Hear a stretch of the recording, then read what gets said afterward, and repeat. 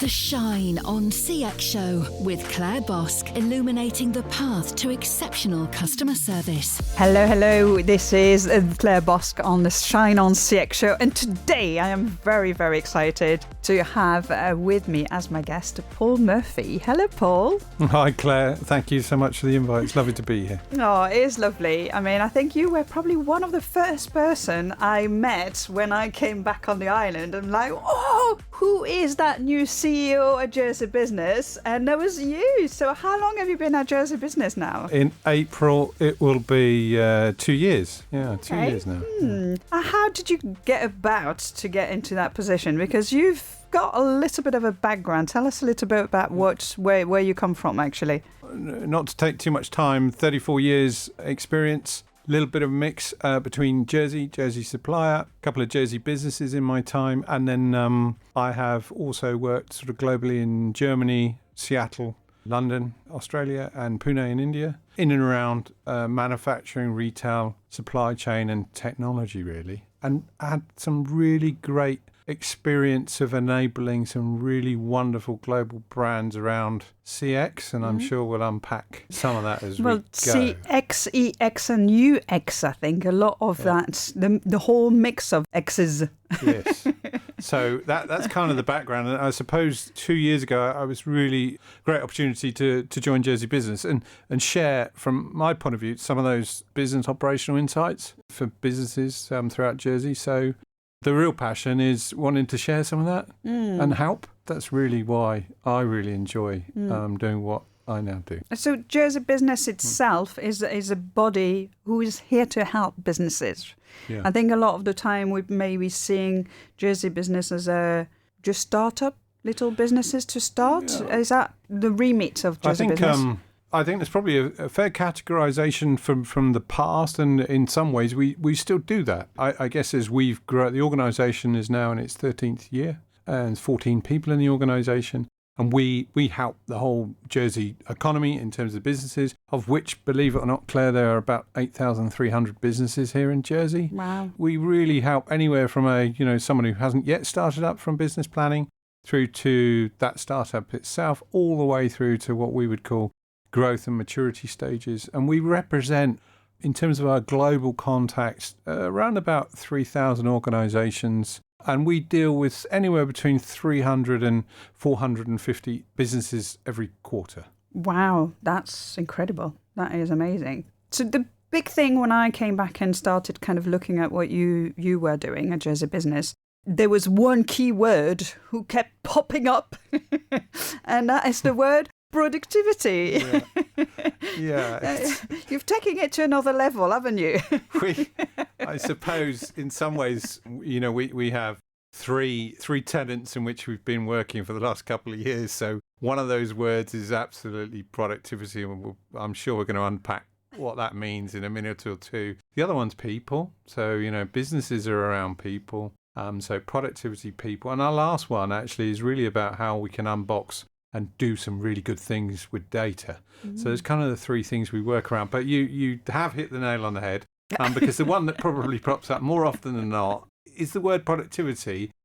I'm sure in this discussion we'll unpack a bit more. So it could have been productivity Paul, but you went for productivity Pete, haven't you? I didn't want to lie. Any false narrative countersuits in terms of productivity, but you're right. I think productivity it can be a tough word, and I think you have to be careful in the context in which you use it. So what we were really trying to do is think about unproductive Pete, and we had a bit of fun with unproductive Pete, but we also introduced productive Pat. Oh. So we have sort of two different egos. Excellent. That I think is really just trying to bring a little bit of fun to what could be a dry topic. Well, so if we're blending, topics, this is what we're going to be doing. So the productivity link into CX, how do you see the two kind of blending with each other, or how can one connect? Does one improve the other, or vice versa, or how do they, from your point of view, how do they work? I have to say, I think they're really symbiotic partners. So, for me, when you think about it, sometimes it's easier to sort of think about low productivity. in an organization and then what that might look like from a customer point of view. So if you go to an organization that perhaps has low productivity, it may mean that they're not as efficient, they're not as effective as a customer. They may in fact take longer than you might like. They might not communicate in a way that you feel is accurate. So that, I think, is something that maybe listeners could recognize very easily. So if you counter it and say, well, then what does our high productivity look like? Well, actually, productivity is a real art of trying to get more out of either the same or less. But I think if you really think about that right across an organization, if you're a receiver of a service or a product from an organization that's highly productive, then you would, I think, very easily recognize some organizations on the planet who are incredibly productive, but actually, as a result of it, they really satisfy their customers. It's kind of, one can't go without the other, isn't it? And actually, I think when you're seeing your people relate more to the kind of worth and experience in thinking, why is it that they're getting bad experience? And that's kind of almost the things behind that you don't see. And when you get great customer experience and then everything is working well, I mean, it's just so easy. Yeah. Everything is easy, right? Yeah. For the customers, but for the employees, for the organization, it just seems seamless, really, when that happens. Yeah, I think productivity can be viewed in so many different levels, but if your organization is enabled or is highly productive, then you tend to also drive, from a cultural point of view, you also drive some real benefit. And then, of course, actually, from a customer point of view or a receiver of service point of view, it's really easy. Many of us could identify organizations that we think are, culturally really, really sound. And productivity is really a part of that too. Enabling and upskilling is part of a productivity. So I often think about, when we say they're sort of partners, productivity in some ways is your input as an organization. So if you input really good, solid foundations around productivity, then what you probably produce as a result of it is almost like a lagging indicator, which is just great customer service. And people come back for that, as you know far better than I. Absolutely. It's just amazing, isn't it? What do you see some of the biggest challenges on the island that we have in actually that, businesses are facing in both sides, improving their productivity and, keeping the standards up? I think, what's really interesting for us is that we do a productivity survey and we do it annually. And it's published, it's available on the website for anyone to see. But just picking a couple of things out there, which I think are really useful because they're the voice of business. So a couple of data points: 25% of the working day was classed as unproductive. 63% of businesses feel like they're wasting money. So it's a couple. That's really interesting. I think. I think that's some of the challenges are that's there. But if you flip it round, that is also an opportunity because it says, okay, well, there is opportunity to gain back time. There is perhaps an opportunity to think about how you can increase profit. And maybe there you can begin to invest in things that drive you forward. So I think there's certainly some of the challenges, but I think if you flip that challenge to where you could deliver a positive outcome, you can give your team back time, you can gain back money, which you could then invest. And then actually you can put both people and time and money where it really, really gains a reward. And of course, around customer experience, I think that's a really great place to think about, okay, if we put money there, actually, what does that do? That generates revenue, generates more profit, generates repeat customers, and the cycle goes on. So it's a real flywheel effect. So sometimes you've got to think upstream to some of the challenges. So those are just some of the challenges that I think businesses do face around productivity. And that, that comes as a result of the survey. And we'll do another one of those next year to see what that looks like. But those 2 points that I shared with you, Claire, are quite consistent over the last couple of years.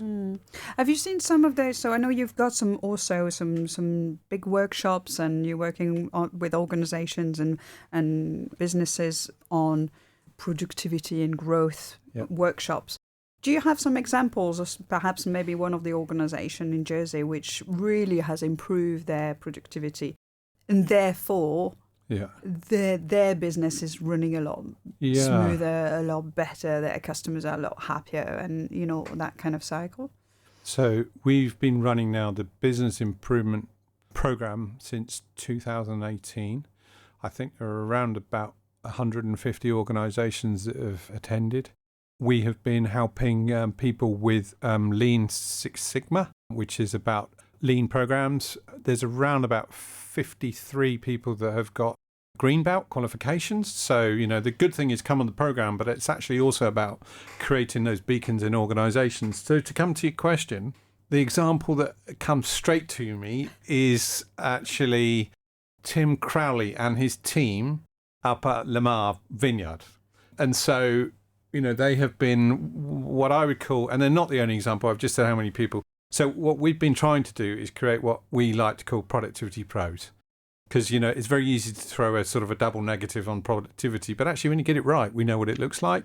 And so a productivity pro that I would use as an example is Tim at Lamar Vineyards Wine Estate. They are incredibly adept as an organisation, as a team, at mapping thoroughly their processes as an organisation, which as a direct result means that the way in which they can turn around the business and they can operate at different levels, I think, has really, really moved forward. And in fact, if we go one step further, they took an opportunity in mapping processes to invest in some new chocolate technology, some we chocolate like that. machines. So it is a little bit like visiting Willy Wonka. And but as a result of it, actually, what Tim and his team don't know about both chocolate and the time it takes to make it through automation and process mapping is just fantastic. That's one example. There are many. I can't share them all, of course, but that would be one. That would be one example. Interesting, very interesting. What do you think the steps would be then for a business to actually be able to boost productivity without sacrificing the quality of the service that they're giving? I'd like to sort of counter it and throw, so actually if you work on the productivity as an input and you work on some of those productivity markers, actually what you really do is you can, if you so wished, put more people in a position where they can support more of the customer interactions or the experience or the design, because there are many facets to that. But I think actually working on productivity gives people, as I say, back the time, gives the organisations more time to invest where they choose. And of course, you and I would advocate that actually delivering great customer service and experiences is where most organisations can really, really differentiate. And of course, it's been a long spoken about battleground, but I think as the world continues to move on, that's going to get no less challenging. So I think there's a great opportunity to think about productivity as enhancing and giving you that opportunity to spend in this area. And also, Jersey, we have got a shortage. Is a shortage of employees, of skills as well around certain industries more than others. And so would being more productive make you a better, more employable? Would that be something that, would you see, the skills part of productivity being something that we need to really look on in people? Yeah, so what, undoubtedly one of the factors of productivity is, making sure that you're training people, upskilling people, supporting people. And, the other byproduct of that, of course, is every one of us, when we come to work, we want to be producing things. We want to be successful in our own right in very different ways. So I think, if we think of culture and retention, if your team and the organisation which you work for is productive and successful, and that permeates through culture. And, we'll all have examples of, an organisation or a team or something you might pick. Invariably, you'll find that actually part of the component is that they're a high-performing team, and productivity is part of being a high-performing team. The reverse is true. So, low-performing, you won't have a high-performing organisation if you're actually delivering low productivity. And so I think that becomes quite an attractive thing, both for people that work there, but I also think it becomes incredibly attractive for us as consumers because we recognise it. Think of the brands that we really use. Is it the product we're buying? Or is it something about their experience, their service, or something that you relate to? It's more tribal now than it ever was. So there's an emotional attachment, I think, which is really important. And it comes from that. Absolutely. And I think the whole word experience, for me, it's always the experience is that emotional connection that you're making. The service is bang in that moment in time that's happening, that most transactional, whereas the experience is when you've got that emotions. And when people feel good, they're going to give great service, right? Yeah. You know, and that works throughout all the levels of an organization. Yeah, I think if we bring our best self to work, strangely enough, we get some great results. And when we say it like that, it sounds simplistic. It's not. But we're talking about the outcome, the input to achieve that, as we both know, can be quite challenging. Obviously, I'm saying obviously, but is it obvious? I think it is obvious nowadays. Productivity and digital transformations work hand in hand. I mean, there isn't many businesses nowadays which at some point have got a digital touch point. How do you see those almost three, productivity, CX and digital transformation working together? Again, in the productivity survey, one of the questions we asked was, what do we think businesses here in Jersey think will move the needle? So to your point, Claire, the answer is digital. And digital is a very broad topic. And of course, often it's drawn to AI, perhaps. And of course, there are absolute answers in AI. But I think sometimes you have to be careful not to go too far and just say all the answers are in AI. I think actually there's so many digital solutions and products that are available in today's marketplace globally that there's huge opportunity to think about, where could we place digital to help enable parts of the organization to succeed. And sometimes when we talk about CX, we think that has to be digital that touch the customer. But actually, if you think about it, it could be something that in fact never touches the customer, but frees up part of your organizational back office or foundations that actually frees you to enable you to do more with the customer than you previously thought possible. So, I'd certainly think that's an area that we don't always necessarily jump to. So I think the digital part, I think, is absolutely transformational, certainly borne out by Jersey businesses saying that, that they think it's right. I think from a CX point of view, if you look at some of the most successful brands on the planet, that everything they do has whatever touch point, digitally or physical, the customer wants. And so, when you think about customers nowadays, we don't think of channels or, is this a digital channel or is this a physical channel or this is an e-commerce site. I think we talk about it in business language, but customers really just want to be able to use touch points, whoever they use, and the organizations that lean into that the most, although that comes with some risk and sometimes cost, I think if you do that over time, it's a good investment strategy. Earlier you talked about process mapping and now you're talking about touch point mapping. And so again, a huge part of whether it's the UX, the user experience, the customer experience, the employee experience, we need to map out those touch points, right? We do. Yeah, I think you will of course do this a lot when you have your touch points. I've certainly experienced in my career of seeing organisations that do it. Firstly, I've worked with Amazon both on the retail side and also on the supply side. What's fascinating about that organisation is that there's two things that I just absolutely love and I'll never forget. First one is that they always leave a chair in every meeting for the customer. Nice. Which I think is just phenomenal, and it is true. I think the other part of that is that everything they design is from the customer. And I think, when we think to legacy, sometimes some of our legacy in organisations means that we've built technology and solutions from our business out, when actually you'll find a lot of disruptors in today's world build it from a total customer-centred solution. And that is sometimes quite hard for businesses to pivot towards. But it's certainly a challenge, and it's one that I would encourage anyone to think about. How do you map it? And don't think of it just as a progressive mapping. One thing I've seen that's really useful is to understand. And Claire, you probably can talk far more than I on this. But one thing I've found really interesting is that actually, if you think of your customer's emotional journey and where those moments of either stresses are or opportunities to delight. So, I think some people could think about what are the 10 key steps a customer does. Yes, that's right. But I think if you overlay on those 10 steps, how are they feeling across that? I think that's really where you can create some magical moments. But you know this, Claire, you do this yourself with organisations. But I think certainly having seen that, when you're a recipient of someone who's really thought about, you're in a bit of a pickle and suddenly you've got an answer or someone stepped in. That's a really fantastic moment, isn't it? Oh, yeah, absolutely. And you feel it. And, and again, I think when we talk about those kind of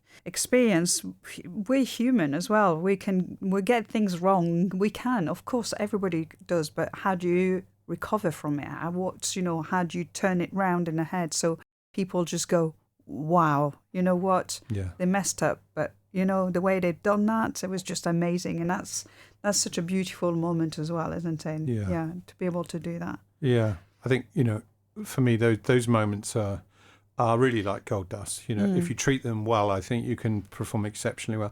So many brands on the both here in Jersey and outside do so well, and that opportunity, it really is an opportunity. And the key there is empowerment. So the organisation is empowered. It's okay to be wrong, but it's great to put it right, and it's great to put it right in a really quick time. And I think when that happens, I think that's really when actually you really start to build some really good positive goodwill. So 2025 is looming. I mean, is there anything that Jersey Business can talk about? Some of the programs that you're putting. You've got a big event page on your website, which brings a lot of things. You've got a lot of events, and every month you've got different programs and things. Is there anything you can share a little bit? En avant-première. I would love to do some massive release, which in some ways I might disappoint. But, the reality for next year, in some ways, it's continuing to promote what we've already been promoting, because sometimes it's about consistency and it isn't about the left step or the right step. It's about the marginal gain. And so, what we've seen since 2018 with the business improvement process is we've seen businesses saving a great deal of money. That's really powerful. It's a good measurement, right? It's a good KPIs. Yeah. Oh, and let me come back to KPIs, because one of the things that we measure, of course, from a customer experience point of view, with all our programs is CSAT and NPS. So our CSAT and NPS, to declare, proud moment, if you would forgive me. Please, first, what's an NPS? Because not everybody knows what NPS is. Thanks for the catch. So the NPS is a Net Promoter Score. Okay. So it measures a score between 1 and 10. And it's actually quite difficult, because what you're really looking for is people that are absolute promoters. So promoters are either 9 or 10s. So we score 83 as an NPS score. So 83 as an NPS score is pretty good for the programs. So I take no responsibility, because we've got great people that deliver those for us as an organisation. And of course, that's customer feedback. Yeah. So why have I just introduced that at this point? Because I think our programs will continue to run. Business improvement process, leadership. So we do a number of programs around leadership. We also do programs around financial resilience, because it's really important to organisations in Jersey. And of course, a couple of other things. We'll be involved in more CX work with you. Woohoo! So I would be wrong of me not to mention that. I'm taking notes. You're all taking notes.